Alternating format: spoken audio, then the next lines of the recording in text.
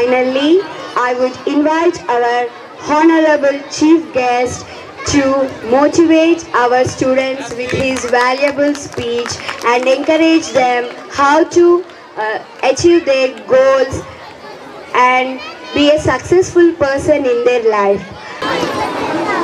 ఈరోజు శార్వాణి స్కూల్ 2వ వార్షిక మహోత్సవ కార్యక్రమానికి ఆహ్వానించినటువంటి శ్రవణ్ రెడ్డి గారికి, స్టేజ్ మీద ఉన్నటువంటి అతిథులకు, స్టేజ్ మీద ఉన్నటువంటి పేరెంట్స్ అందరికీ శుభోదయం, శుభ ఈవినింగ్. పిల్లలందరికీ ఆశీస్సులు. ఇందాకే శ్రవణ్ రెడ్డి గారు చెప్పారు, ఒక స్కూల్ పెట్టాలంటే ఎంత శ్రమతో కూడుకున్న విషయమో అది అందరికీ తెలియదు. అది పెట్టే వాళ్ళకైతేనే తెలుస్తుంది.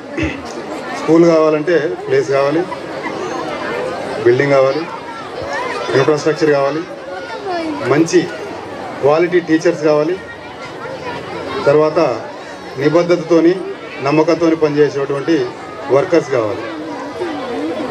వీళ్ళందరినీ ఎన్నుకొని ఒక స్కూల్ కమ్ హాస్టల్, 200 మంది హాస్టల్ ఉన్నారంటే 200 మంది భోజనాలు అంటే రోజుకు ఒక ఫంక్షన్ నడుస్తున్నట్టే. మనం ఒక ఫంక్షన్ చేయాలంటేనే ఎంతో కష్టపడాల్సి వస్తుంది. అలాంటిది గడిచిన 2 సంవత్సరాలలో 300 మందితో స్టార్ట్ చేసి 1 ఇయర్లోనే ప్లస్ 130, 150 వరకు రీచ్ అయ్యారంటే వీళ్ళ యొక్క స్కూల్లో ఎంతటి నాణ్యమైనటువంటి విద్యను బోధిస్తున్నారో వాళ్ళ స్టూడెంట్ జాయినింగ్ని బట్టి తెలుస్తుంది.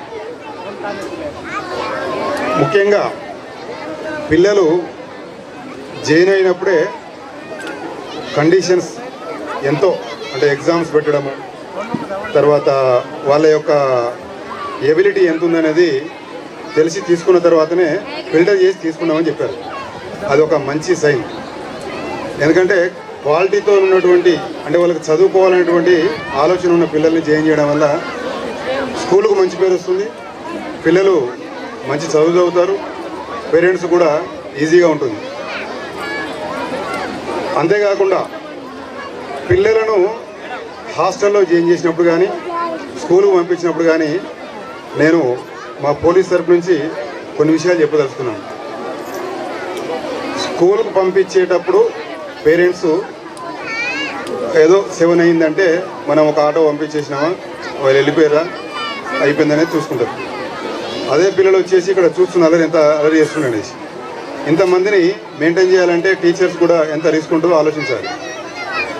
ఆ రిస్క్ టైంలో హోంవర్క్ చేయలేదాను, డిసిప్లిన్ ఉండలేదాను, తర్వాత రకరకాల కారణాలతోని మార్క్స్ తక్కువ వచ్చినట్టు సరిగా చదవట్లేదాను చిన్న చిన్న దండనలు చేస్తుంటారు, పనిష్మెంట్స్ ఇస్తుంటారు.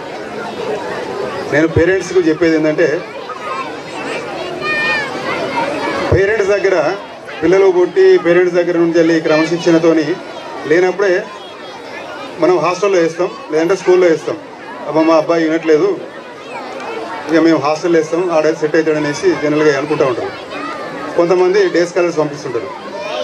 ఆ క్రమంలో మార్కులు రాలేదని కానీ నేను చెప్పిన ఈ కారణాలతోని టీచర్స్ దండిస్తుంటారు, చిన్న కొడతారు.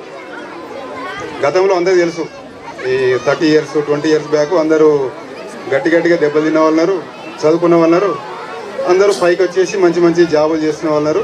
వాటిని తట్టుకుంటేనే పైకి వస్తారు పిల్లలు.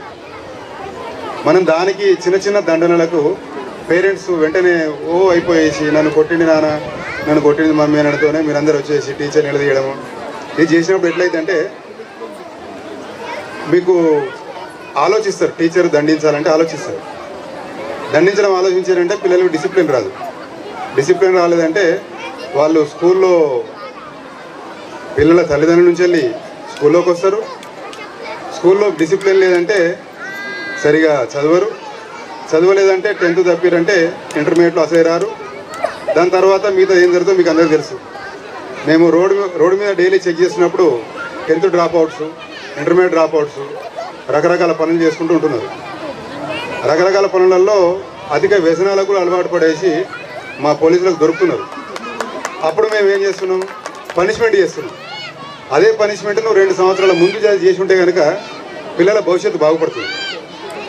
పేరెంట్స్ దండించరు, కొన్ని టీచర్స్ దండిస్తే కూడా మరి ఒప్పుకోకపోతే పోలీస్ స్టేషన్లో దండించాల్సి వస్తుంది, కోర్టులు దండిస్తున్నాయి. తద్వారా మన భవిష్యత్తు, మన దేశానికి సంబంధించినటువంటి భావి భారత పౌరులుగా తయారు కావాల్సినటువంటి స్టూడెంట్స్ ఎందుకు పనికి రాకుండా పోతున్నారు? నాణ్యమైనటువంటి విద్యను అందించే క్రమంలో దండించినప్పుడు పేరెంట్స్ దయచేసి కోఆపరేట్ చేయాలి పిల్లలకు. టీచర్స్ మీకేమి పిల్లలకు శత్రువులు కాదు కదా, పిల్లలు టీచర్స్ శత్రువులు కాదు. ఎందుకు దండిస్తారని ఇందాక చెప్పిన. కాబట్టి వీటన్నిటి కోఆపరేట్ చేసి ఎంతో శ్రవణ్ రెడ్డి గారు ఎంతో కష్టపడి మంచి నాణ్యమైనటువంటి ఇంగ్లీష్ విద్యను అందించాలనేటువంటి మంచి ఉద్దేశంతో ఇన్స్టిట్యూట్ నెలకొల్పడం జరిగింది. మీరందరూ కోఆపరేట్ చేస్తే సక్సెస్ఫుల్ అవుతుంది.